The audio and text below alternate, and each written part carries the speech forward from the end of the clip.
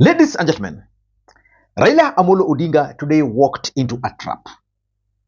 And I'm not so sure whether Raila Odinga will be able to get out of that trap. And that trap was well laid by William Samoei Arap Ruto. At the beginning of the anti-finance bill protest, there is a young lady who offered unsolicited advice to Raila Amolo Odinga. And the lady advised Raila Odinga to keep off and let them do their thing. I just wished Raila Odinga listened to that lady, because I even saw Raila Odinga sharing that video on his official handles. I want you guys to listen to the lady. Agwambo, this is a message to you. Usitoke, don't come. Agwambo, please stay at home. We saw your efforts, okay? We saw everything that you did for Kenya. Now let us. We miss you, but Agwambo, please don't even come outside. Don't come outside. Tunatoka on your behalf, okay? And yesterday on this platform, I explained to you guys why Raila Amolo Odinga and Azimio la Umoja One Kenya Alliance brigades should fear jinsis. Earlier today, William Ruto ascended to the IEBC Bill. Today's ascent of the IEBC Amendment Bill therefore marks a significant step in the actualization of one of the recommendations of Nadco and testifies to our country's ability to navigate difficult, complex, and sometimes divisive issues that could undermine our national cohesion, undermine our stability and security if we leave it unattended. That bill formed part of the demands by the agencies, because the agencies are really looking forward to recalling some of their members of parliament who voted yes to the bill. So William Ruto made a promise that within 6 days, he was going to assent to that bill. So today was that day. And I expected William Ruto to be flanked by the parliamentary leadership. But I was shocked to see Raila Odinga there, to see Kalonzo there, to see the entire government. In my view, that is a mistake that Raila Odinga will live to regret. To express themselves, to come out with the grievances which are actually ailing our country today, so that a lasting solution can be found. Because of restrictions of resources or limitation of resources, we've agreed that everybody else will bear the cost of coming to this meeting. But we want it to be a really very engaging conversation on the way forward, so that we deal with fundamental issues that are affecting our society today. Mr. President, I want to urge that we look at our country afresh. There's no way we can wish away the Gen Z revolution. And if we were to begin to be honest with ourselves, perhaps we need now to go back to Bomas, because during the presentations, Kimani and Cheruiyot may remember, and Wandai was deputizing me, that a lot of Kenyans wanted us to open this space. The space has been opened by Gen Z. I wish we had moved with speed. It has taken inordinate delay to get to where we are today, to get the first product out of Nadco. And I'm not so sure, my friend Kimani, whether it is expected of us to even fast track the other 8. They have to be juxtaposed by the reality of the country and this new revolt. If we are not careful, all of us will get thrown out by the Gen Zs, because they say we have come of age. You say that we are leaders of tomorrow, we are leaders now. We can't. So in this video, I want to explain to you guys why personally I strongly believe that Raila Odinga walked into a trap that William Ruto laid for him. Because remember, for William Ruto, he needed to do something. These Gen Zs had pushed him into a corner. He could do nothing. William Ruto had stayed in State House now for 3 weeks without leaving State House. So William Ruto saw an opportunity and he said, okay, the best thing for me to do is, number one, I needed national face. The challenges I'm facing requires a united Kenya. So he decided to bring Raila Odinga, Kalonzo for that national face while ascending to this bill. I don't know whether that worked for him.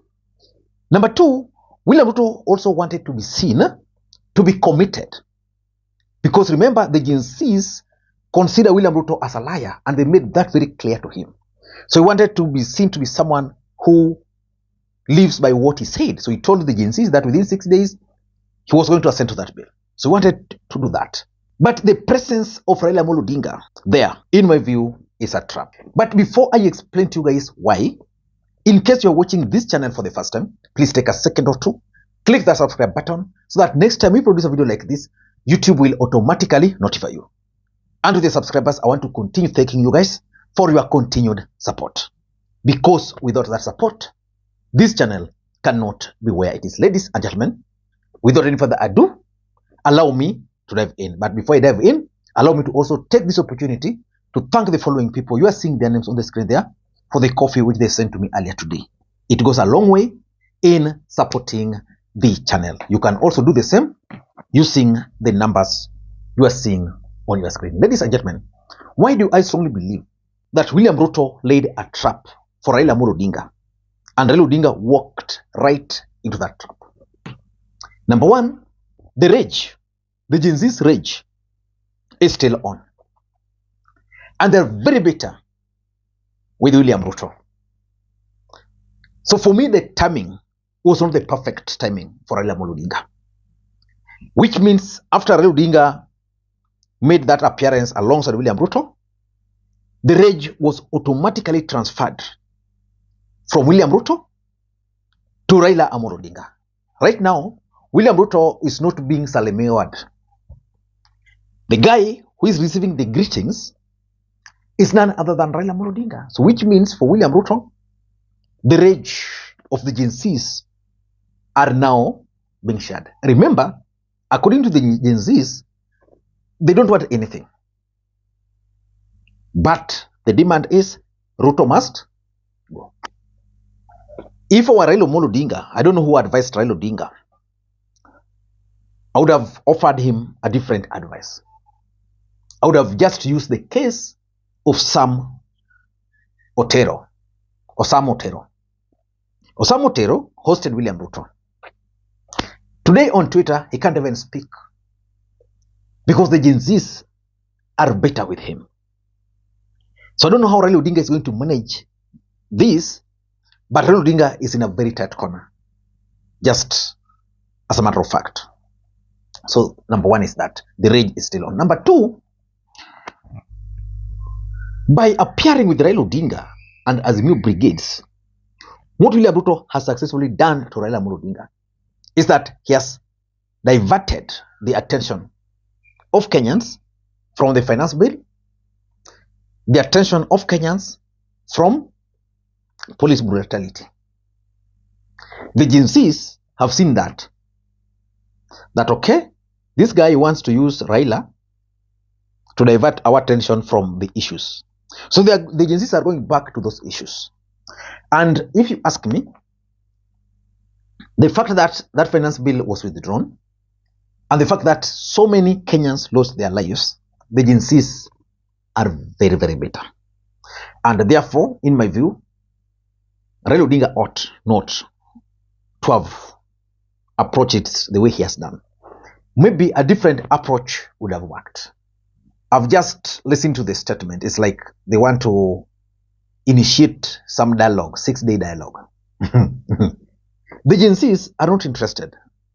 What they are saying is just follow the law. Do the right thing. If anything, these guys are leaderless, they are tribeless. So if you are to go and round up 150 youths, who will you be discussing with? So Raila Odinga would have figured out that the best way to bring these youths together is to address the two main concerns which they have: the police brutality Maybe they would have even sacrificed Jafeth Kome. And also the finance bill is now gone.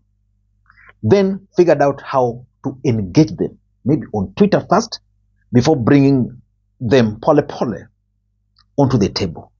And I saw their event last week on in Uhuru Park. There is Boniface Mwengi, who is taking affairs there. There is Omtata, who is acceptable. They could have worked with those people to try and come up with something. Of course, the Gen Zs were going to resist, but pole. But right now, Raila Odinga is being seen as someone who is being used to try to divert their attention from the real issues. Number 3, and this is something that Raila Odinga will have to live with for a very long time. The Gen Zs had actually subdued William Ruto. The William Ruto you saw today, is not the usual William Ruto we are used to.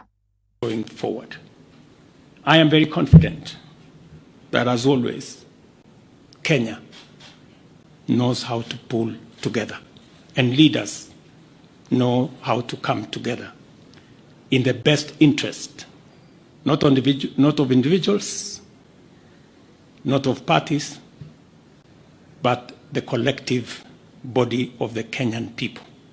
And I look forward to working with leaders, as I have said, going forward on a broad-based political mechanism that will see us steer the country to the future. So the Gen Zs, in their mind, they believe that they had subdued William Ruto. Then, after subduing William Ruto to a corner where William Ruto had not even left status for now close to 4 weeks, Raila Odinga comes into the picture. So they strongly believe that Raila Odinga has been paid. That Raila Odinga is being used. And now they are going to history. The number of handshakes Raila Odinga have had with people from Moi, Kibaki, the coalition government, Uhuru Kenyatta, the handshake, and now they don't even know the name which is going to be given to this one. So, I don't know how Raila is going to navigate that. But the fact is, they believe they had subdued Ruto, and Raila is trying to give William Ruto a life. And for Ruto, that's okay, that's what he wanted. These guys had cornered him. He could not leave. Now, for the first time, he left status. KICC. Number 4, and I don't know whether Raila Odinga saw this coming. Ruto has successfully managed to drag all political parties into this mess. Of course, I've seen Martha Karua has dismissed any dialogue. Wamalwa has dismissed. Jeremiah Kioni, which means Uhuru Kenyatta, has also dismissed it. So for Raila Odinga and ODM party, and to some extent Wiper, I'm told Wiper, Kalonzo later on stormed out of that meeting, I'm not so sure. But ODM is now dragged into the mess. The youths are now viewing ODM party as an enemy. And lastly, by appearing with William Ruto at this critical moment, majority of youths are viewing Raila Odinga as someone who is trying to hijack the initiative, the Gen Z's initiative. Remember, when Gen Z's emerged, they were like doing their own thing. They were able to successfully organize a rally without the opposition. So the feeling was that these guys felt that they were being removed from their comfort zones. So they needed to figure out how can they hijack the process. The Gen Zs don't want to listen to that. The mood of the country is still against William Ruto. So by Raila Odinga joining, it means they view him as someone who is trying to help William Ruto to hijack the process by coming up with imaginary youths. I don't know what to think, but that's my take. Until next time, This is Lee Makwiny. Bye bye.